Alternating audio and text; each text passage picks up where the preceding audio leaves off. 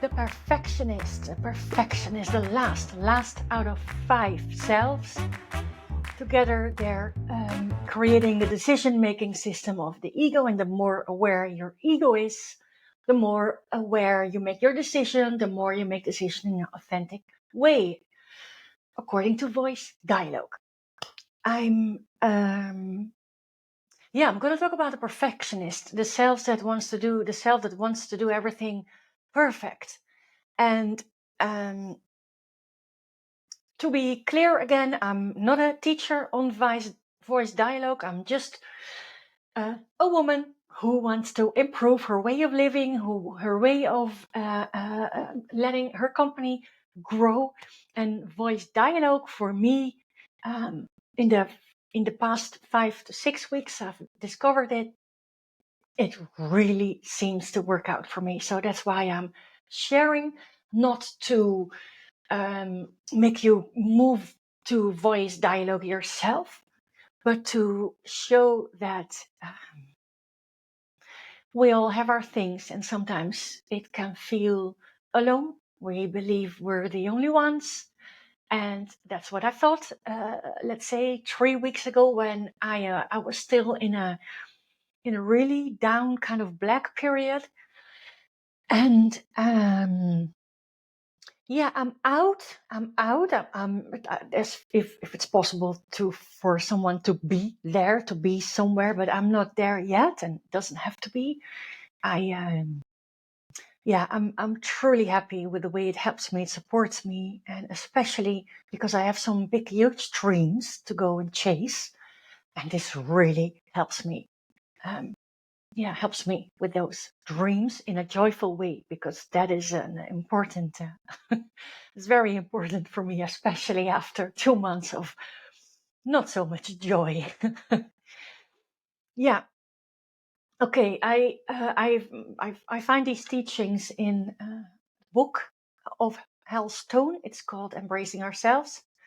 And the perfectionist is one of the 5 selves who are together pushing the ego to make decisions in a certain way. Yeah, the perfectionist. I was, if you, perfectionist, of course, is a well-known word, right? If you want to do things perfect, it's not good enough. You always have to set the bar a little bit higher. That was me long time ago, since age 35, when I really started working on myself through personal development, leadership programs, NLP training, whatever you can do. Whatever I found on the way and what resonated with me, I jumped on it. And so I've been aware of the perfectionist for a long time, so she's not new to me. But I have discovered that there is different levels. Let's say, let's give an example of when I just became a mom. What age was I? 35, nearly 36 years old. I was back at work. I used to work 40 hours a week, then I moved to 32 hours a week, so 4 days a week. I did the same. I was an account manager, part of the sales team. I had the same amount of turnover, same amount of customers, same size, and so nothing changed there. And there was one thing that really hit me before, what really helped me, becoming even better in less time. When I saw my daughter, she's 12 years old now, so this is 12 years ago. She's nearly 13 actually, so nearly 13 years ago. She was there lying on this plastic thing where you change the diapers. And I remember it hit me that I remember me thinking, if I don't do nothing, she won't survive. And if say it even harder, if I don't do nothing, she dies. She is totally depending on me to stay alive. She cannot stay alive by herself. Not possible. Doesn't work. So of course she depends also on my husband, but I was just there with her. So, and that discovery hit me.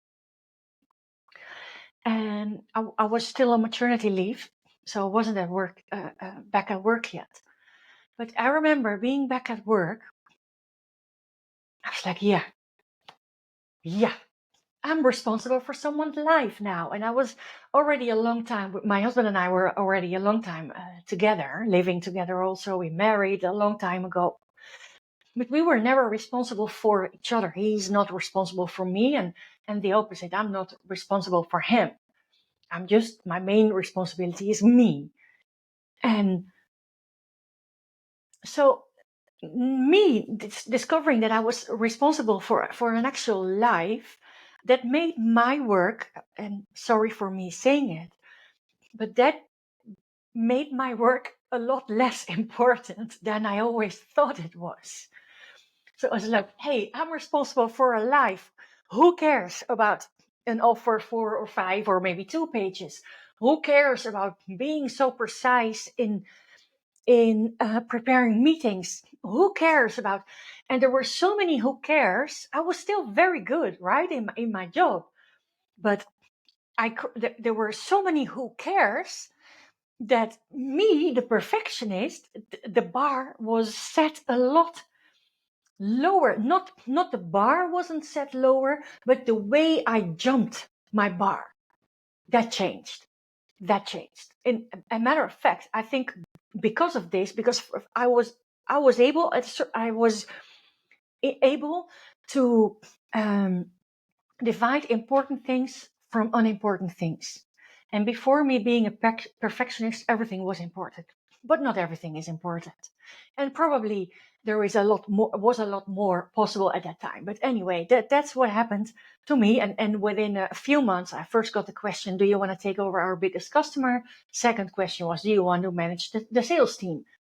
And so, yeah, my bar was still, I wasn't, you know, uh, I was still very professional in my work, but in a different way. That brought me a lot. So that's an example, but of course that's not a discovery from the past 2 months. What I discovered in the past 2 months, and that's not in the dark part of the month, but that's after let's say 3 weeks of working with all myself, working with all my parts. The perfectionist did not have a role in it, but just I think it was last week. Yeah. So with this podcast, I don't edit, so you probably notice you can hear cough silences, other noises, phone sometimes beeping when I forget to switch it off, or sometimes I'm thirsty, so I drink a bit. I don't edit. I don't care.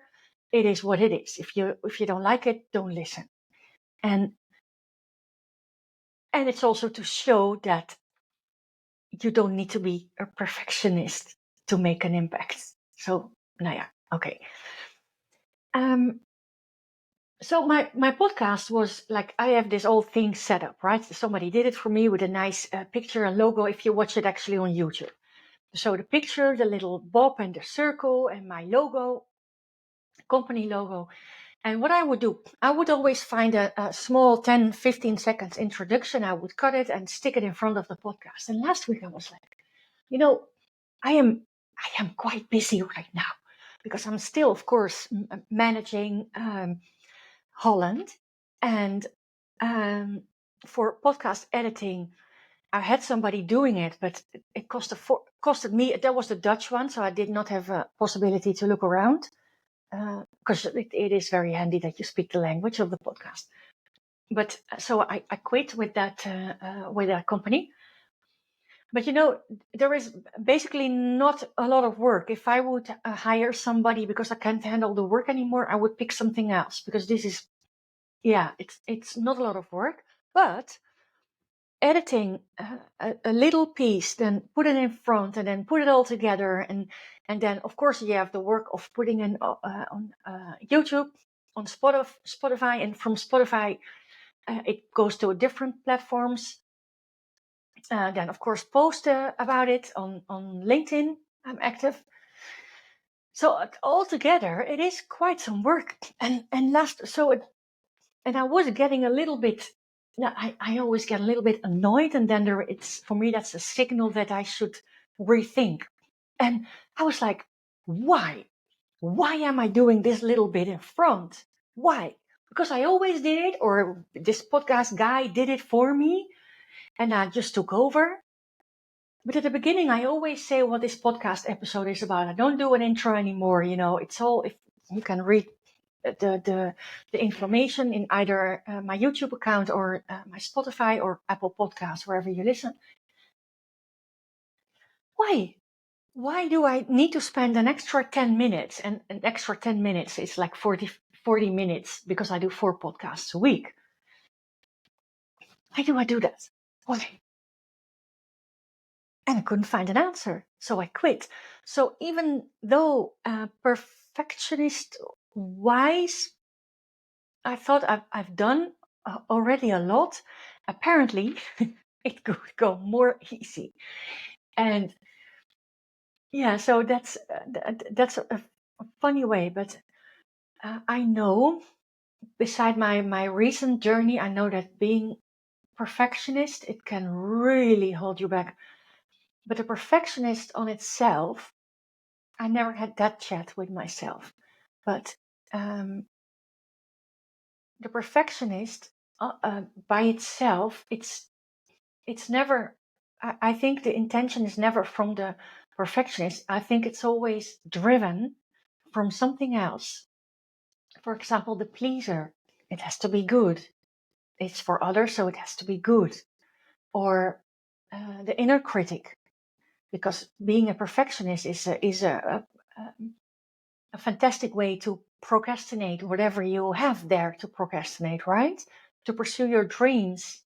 Being a perfectionist is the very, very, very best way to stop you from chasing your dreams. It's never good enough. Never good enough. So, okay, now, well, it's never good enough, then, well, stop having your dreams, because it will not be good enough anyway to continue going after your dreams. Yeah, so me and the perfectionist, I'm sure there is some hidden stuff there. I'm quite sure. In the past 2 months, at least not in an aware way, let's say it like that. It was there. It stopped me from doing things. Although I'm sure it worked together with the pusher and the inner critic in the past 2 months. But I think perfectionist doesn't serve you. It doesn't serve you. It serves a value that's not yours. No, not at all. And that was number 5. Number 5. Those 5 are the main influencers of your ego, and all of them, they have nothing to do with your authentic you, right? They have everything to do with what you picked up in your life. And if you combine your ego containing these 5 cells, if you combine, the more you combine with awareness, the more you make authentic long-term decisions, the more you will have no more reasons to stop pursuing your dreams. The more you have a joyful life, the more you're a light. You're a light on this planet. And you don't have to be a light if you don't want to be a light, but you automatically will be a light if your ego is more aware. At least according to whatever I understood from voice dialogue and the book Embracing Ourselves. So again, if you recognize the perfectionist inside you, I think she's a nice example of, yes, of course, seeing her, but also ask her what would help you. What would help you to just cut off maybe a 10% perfect and go from 100 to 90% if that's your level, right? Or maybe maybe you already recognize yourself in me talking. I mean, my bar. I remove my bar when I start new things. Yes, I have voices. For example, when I started this podcast in English, I did have my English, and I don't have that anymore. So it means that I remove my head, my thoughts, so I'm more connected with me. So podcasting is easier, is nicer, is more fun. So in that situation, she is there telling me, "Are you sure this is good enough?" But it doesn't stop me from going, and also doesn't bother me a lot. But if she does, then maybe it's worth a chat. Okay. Next episode is interview with me by somebody who is following the same program as I am. So she was also on that business retreat in August.